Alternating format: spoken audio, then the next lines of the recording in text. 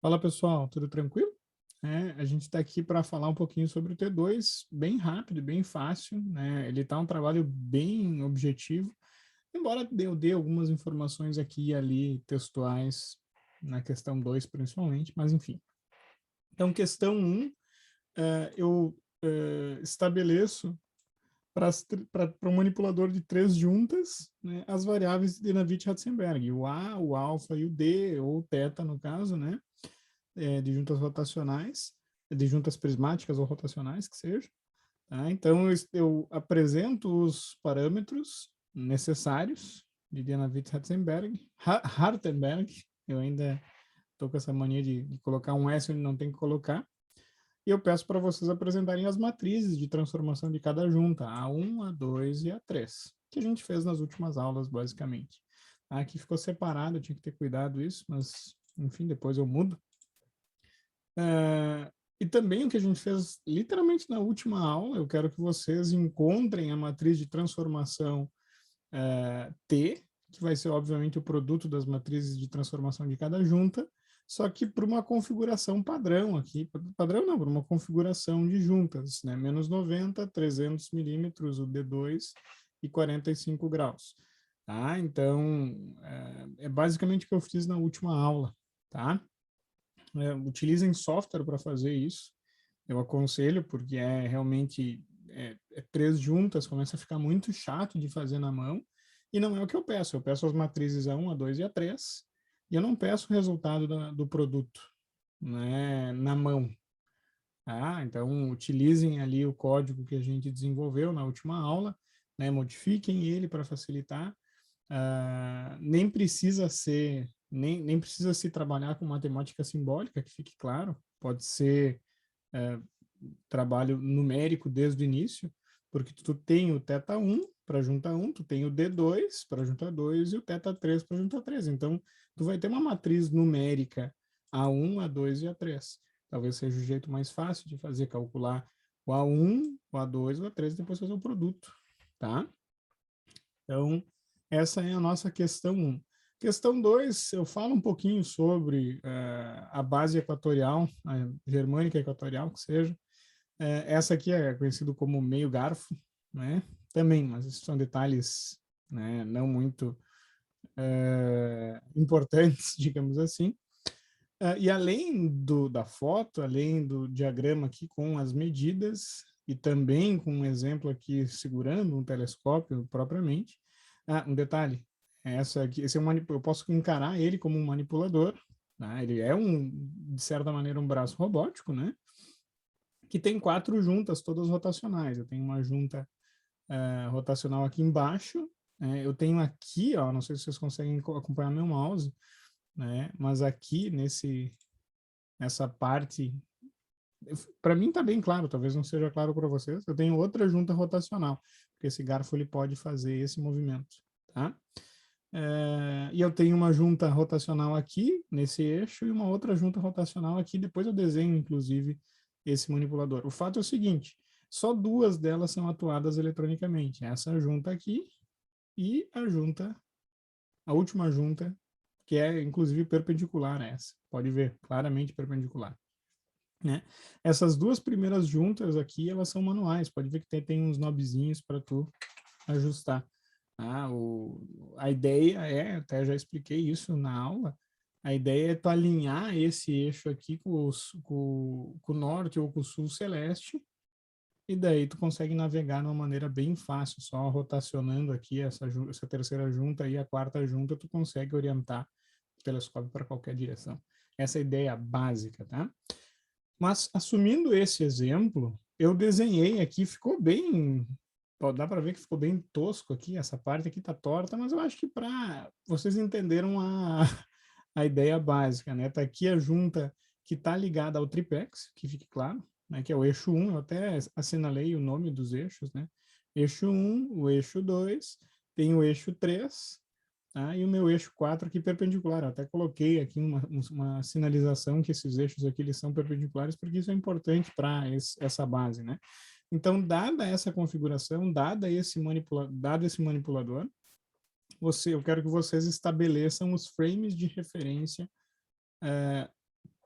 obrigatoriamente seguindo os critérios de Danavitt-Ratzenberger para estabelecer esses frames, tá? Que basicamente o eixo Z e o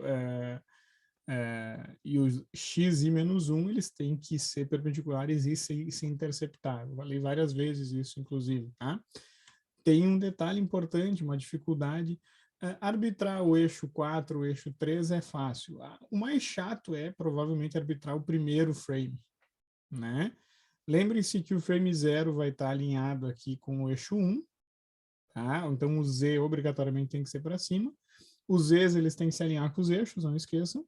Mas tem um detalhe bem importante. Aqui eu tenho dois tipos, né? Eu tenho eixos ortogonais, o eixo x2 e o x1, eles são ortogonais e não se interceptam, né? Então, eu tenho que encontrar a menor normal, ou a normal comum, melhor dizendo, entre os eixos, e está bem fácil de ver essa normal comum, né? Inclusive. Mas eu quero que vocês redesenhem isso na mão, tá? Apresentando quais são os frames, tá? Então, façam um esforço aí para deixar bem claro quais foram os frames que vocês arbitraram, né?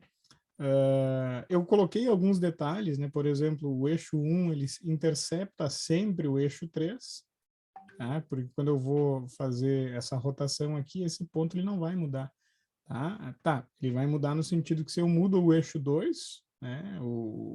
A variável de junta 2, esse ponto aqui, o ângulo de intersecção vai mudar, mas esse ponto ele vai interseccionar sempre o eixo 1, a não ser na situação em que o eixo 2 ele vai estar, o ângulo da junta vai deixar o eixo 3 paralelo ao eixo 1. É a única situação em que eu não vou ter esse ponto interceptando, tá?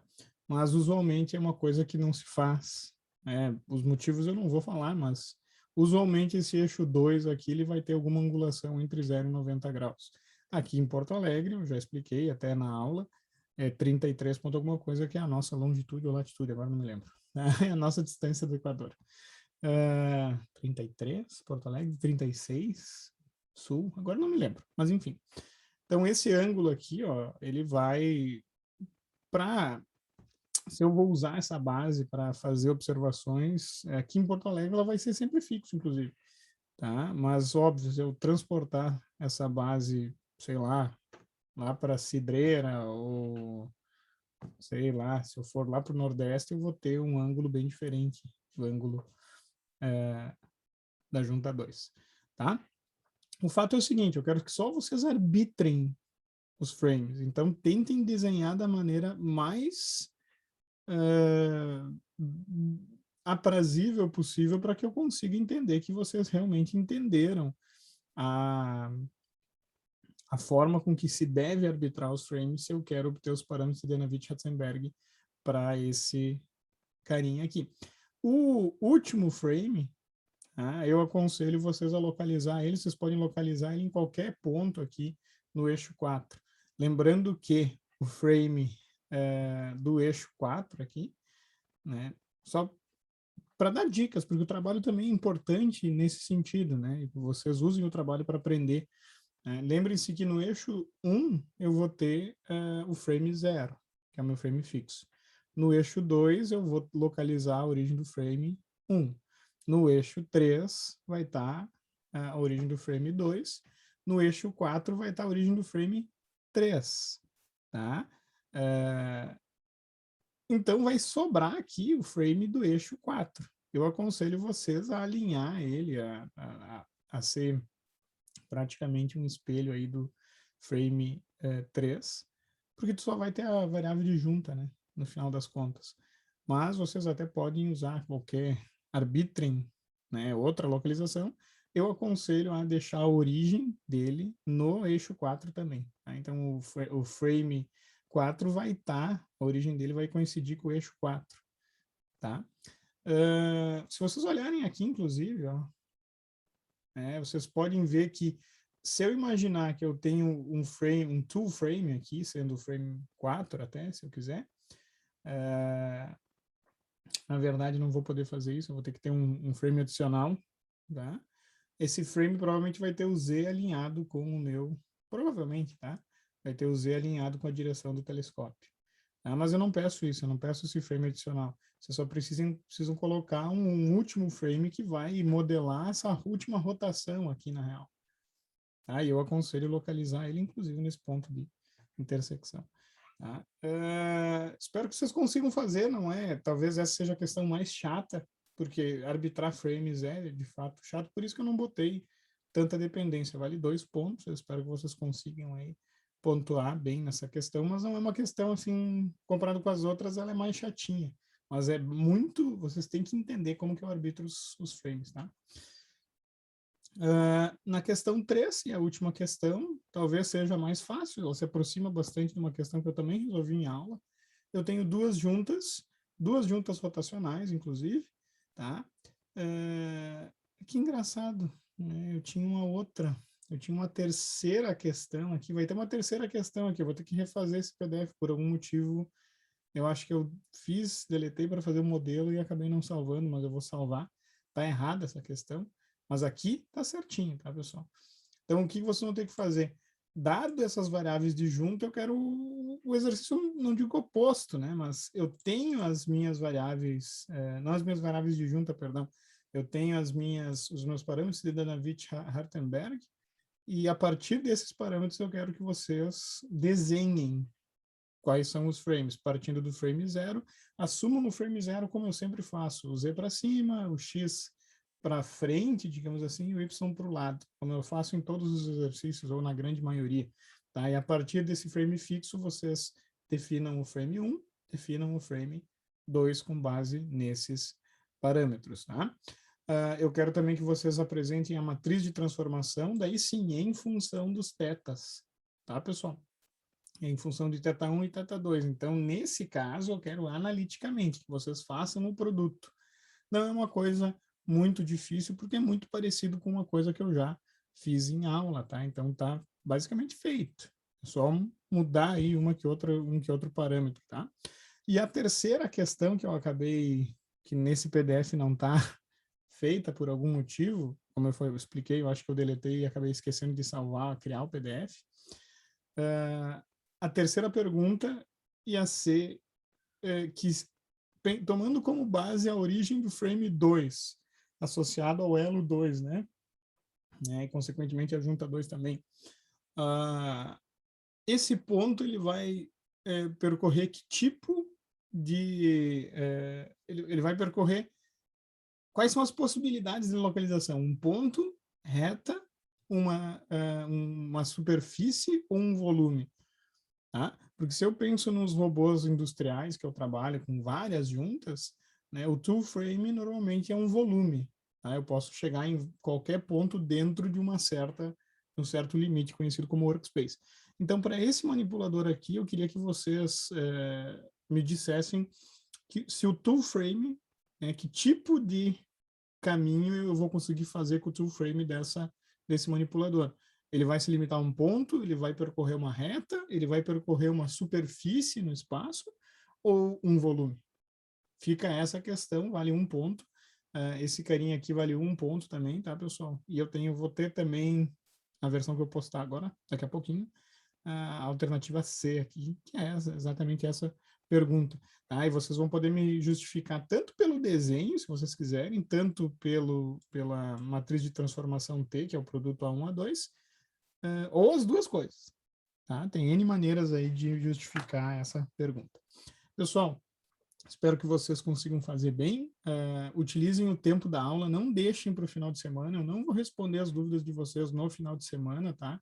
Estou bem atucanado, né? Não só com o meu trabalho, eu tenho doutorado também, eu tenho outras coisas particulares para resolver. Então, tentem usar o tempo de aula para tirar as dúvidas, começar a desenvolver, pelo menos dar uma corrida boa. Esse trabalho vocês vão ter aí uma semana, uns 10 dias, eu ainda não defini o prazo de entrega, para vocês desenvolver. Tá? De qualquer maneira, vocês vão ter aí uma semana ou um pouco mais para me entregar, é tempo suficiente para fazer essas questões. Aquele abraço, fiquem bem, né, e boa sorte.